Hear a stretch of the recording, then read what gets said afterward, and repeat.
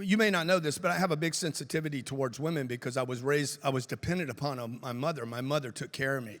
And when my father passed, I remember walking, I'm like this tall, I'm like Sabrina's size or Scarlett's size, and I would wander into my mom's bedroom, and I would just stand over her and to make sure she was still breathing, because I just lost my dad. So I'm just like, am I going to lose my mom too, right? So I had this tremendous dependency on this woman that would raise myself, my twin brother, and 3 other kids. And so I've always had this connection with women. I have 2 older sisters that mentored me and guided me, and when I was lost and struggling and wandering around, one of my sisters came up to me and said, "What are you doing?" And it just like, and I didn't even have an answer for it. So I went about putting my life together at 25. I would not meet Elena for 20 years. Is that right, Elena? 20 plus years. And when I met her, by the way, I met a bunch of women along the way that I wanted to be my wife, but I wasn't ready. And Elena's probably talked about this, about you got to get you ready. If you're getting junk in your life, it's because you have some junk in your life. And nothing bad happening to you. It's happening because of you.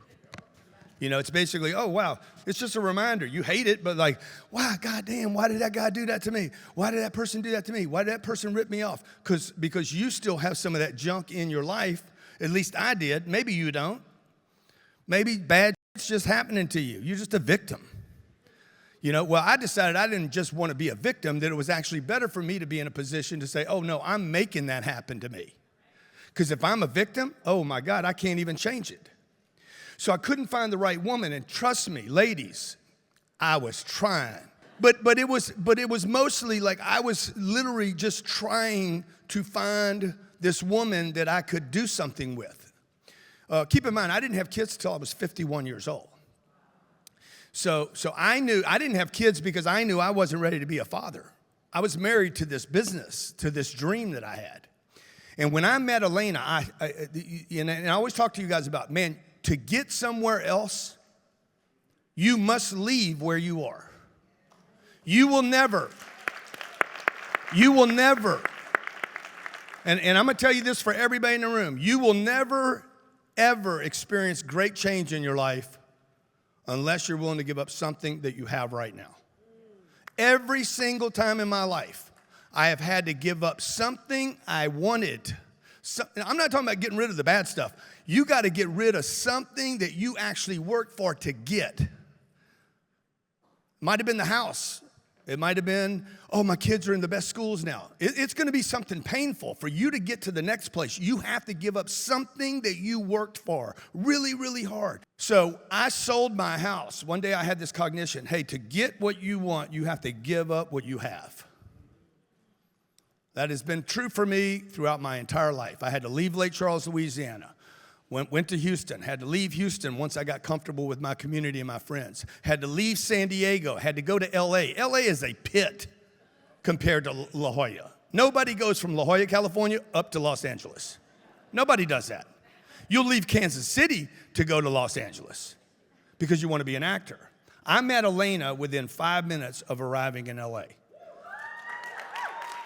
I sold my house. I didn't leave it vacant as a backup plan. I left this house, okay?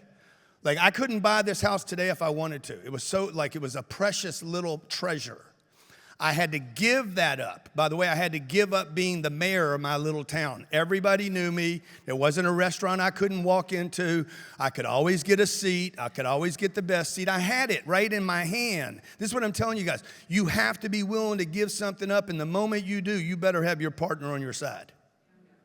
Whoever's in your life, mom, whoever's the big influence, that significant other person in your life that you're going to consult, that everybody's going to consult. Every one of you are going to, hey, what do you think? Should I? You better have that person on your side. In my case, I was by myself. So my consultant was like, you going to do this, dog? I called my buddy, Dale. Dale, you think I should? He's like, you're miserable, bro. You got everything you want and you're miserable. He's like, what do you have to risk? Sold the house went to Los Angeles, lived in a hotel. I went from a house on the ocean to living in a hotel. The hotel room was probably like, I don't know, maybe the size of this stage. So please, please do whatever you got to do this weekend to figure out whatever you got to do to get rid of whatever is holding you back, most of which is something you worked hard to get. Okay? Maybe before the weekend's over, you could write down 2 or 3 or 4 things you worked really hard to get that you think you're supposed to keep. You got them already. You got it. You already did that. You don't have to keep it. That thing that you're trying to keep may be keeping you away from the thing you need to become. Thank you so much for having me here. Elena, I love you to death. Thank you, Greg Cardone.